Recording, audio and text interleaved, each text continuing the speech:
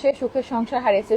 সুমাইয়া আক্তার আপু এই টপিক নিয়ে কমেন্ট করো না। এই যে আমার সামনে কমেন্ট যেটা আছে আমি সেটা পড়ি, পরে আবার আমার দোষ হয়ে যাবে 2-4টা সত্য কথা বলে।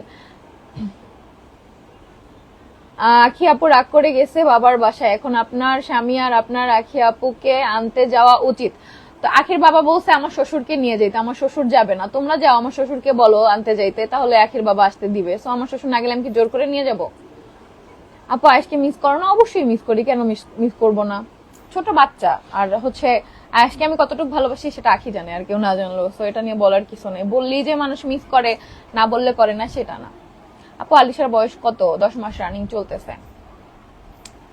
আখি আপুর ড্রেসগুলো কি পাঠিয়ে দিছেন? না আপু, ওইগুলো হচ্ছে সব কার্টুন করা, ওইগুলো হচ্ছে আমি সাইমনকে বলছি দিয়ে আসতে। সাইমন বলছে এখন গাড়ি নিয়ে যাইতে গেলে গাবতলীর ওইদিকে প্রচুর ভিড়, প্রচুর পরিমাণে হচ্ছে গরুর হাট ওইখানে, এখন না ঈদের পরে যাবে।